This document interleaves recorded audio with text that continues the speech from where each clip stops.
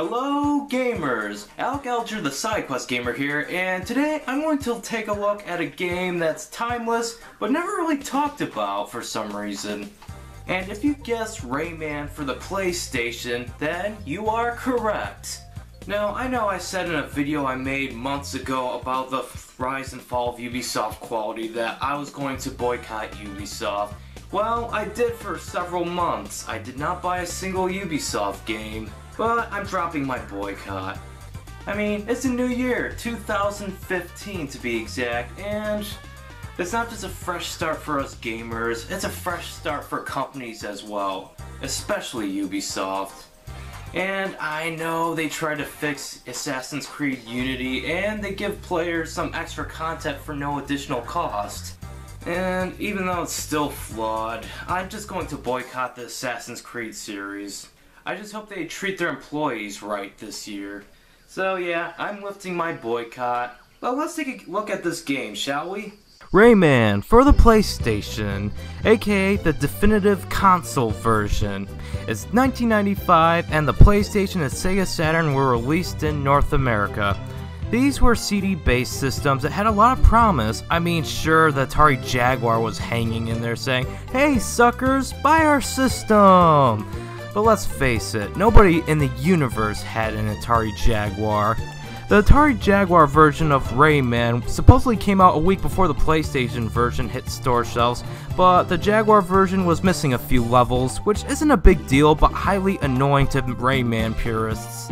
The PlayStation, Sega Saturn, and PC versions of Rayman are viewed as the definitive versions to own, but Rayman for DSiWare is worth playing too since it's easier for more casual gamers. Rayman was developed by Ubisoft Montpellier and Ubisoft Italy and was published by Ubisoft themselves and hit store shelves in 1995 for basically every platform available and still going. It was originally going to be for the Super Nintendo Entertainment System, but Ubisoft decided to move the project to a CD-ROM based format. As you're watching the footage, do you like the graphics of this game? Well, let me tell you, developers actually hired animators to draw the backgrounds and sprites, and let me tell you, it really gives the game most of its charm. I mean, there's no sign of age shown in these graphics at all.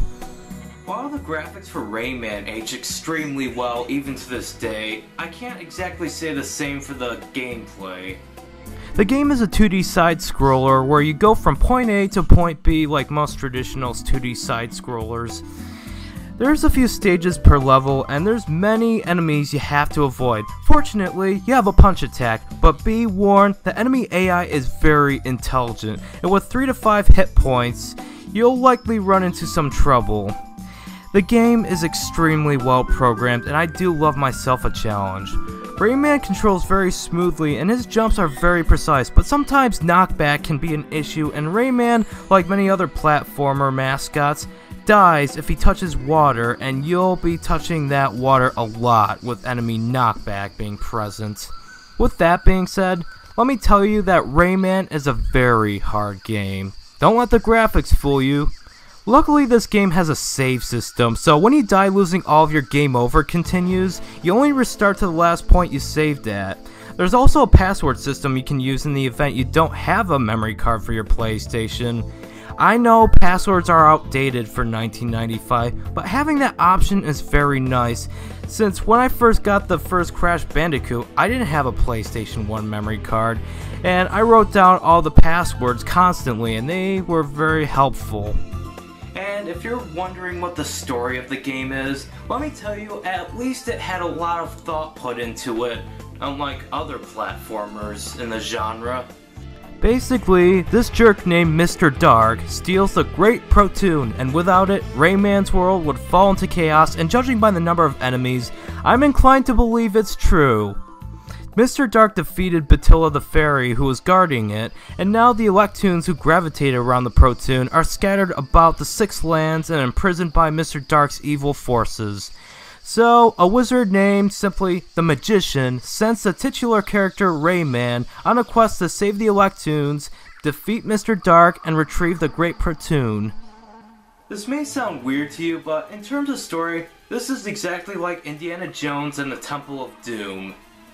I mean, There's an evil cult led by a guy with supernatural powers. The Electons are like the kids Indiana Jones rescues. And the Great Protoon kept the world in balance, kind of like how that stone Indiana Jones was asked to retrieve, protecting that village from darkness. I know it's coincidental, but you gotta admit the comparison is very thought-provoking. Now, I would like to go back and talk about the graphics again. They look amazing even to this day, if I haven't said that enough, and the game runs at a smooth 60 frames per second, well 50 in the PAL regions, less is more I guess.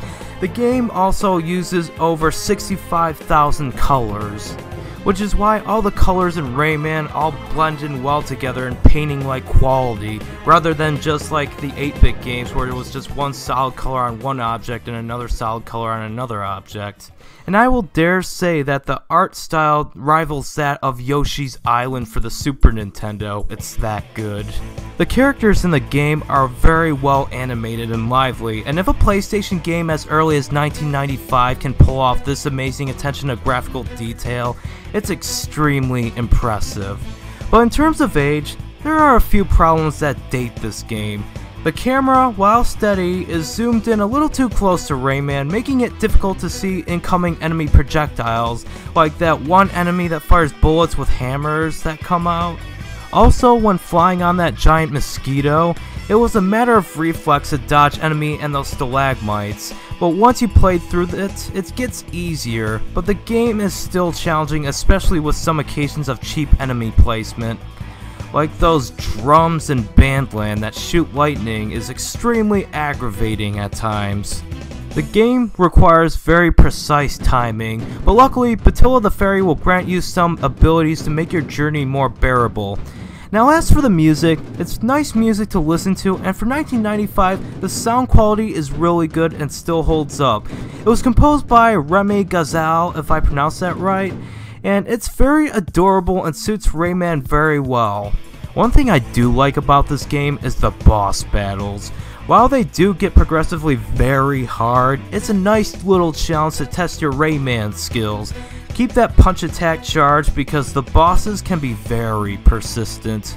But as for age, it aged very well graphically, but in terms of gameplay, it's very hard occasionally for the wrong reasons, like the Bandland stages. I would prefer if the camera was zoomed out a little more to give the player a chance to see incoming enemies, but what can I do? So the game aged moderately and has a few dated elements, but it still holds up in my opinion. But one major annoyance I had with this game was, in order to fight the final boss and finish the game, you have to complete it by finding all of the Electoons, which I wouldn't mind if it wasn't so time consuming. But thankfully the blue spheres, known as Tings, where in addition to them giving you an extra life if you collect 100, they also point you to the right direction. I don't care for this type of progression since game completion with collectibles shouldn't be mandatory to. Imagine if Super Mario 64, instead of collecting 70 Power Stars to fight Bowser, you have to collect all 120. That would be frustrating. So I will say that while Rayman has a 1990s platformer feel to it, the game still holds up to this day, but I recommend downloading the DSi version on your 3DS since it's like $10 American on the eShop. I would only recommend getting the PlayStation version to those who are really looking for a challenge, and if you love challenge, then you'll love Rayman. So overall, I would give Rayman an 81 out of 100. It's not my favorite platformer and not even in my top 20, and the 4 sequels are far superior in terms of gameplay and progression. But this game I can recommend to anyone looking for a classic to last them a few weekends. You're definitely getting your money's worth whether you paid $10 to download the game or $59.95 back when it was first released. And that's Rayman for you. I know I may have been a little harsh on this game, but let me tell you, I really like it for what it is. Thank you so much for watching this video. Oh, and also, as of February 7th, 2015, I'm getting very close to 100 subscribers. You viewers have been amazing, and I'd hate to ask you a favor, but could you please get others to subscribe to my channel? Share with your friends, your family, your frenemies, your acquaintances, the people you want to see once and never see again, anyone. I'll make it worth your while. And by that, I will do not one, but 2 special videos just for you subscribers. One of them will be a shout out video to some of the most underrated YouTubers out there. And the other will be a special review of something video game related. But not what I normally review, but you'll all be pleasantly surprised. So again, thank you all so much for watching, and remember to stay awesome, my friends.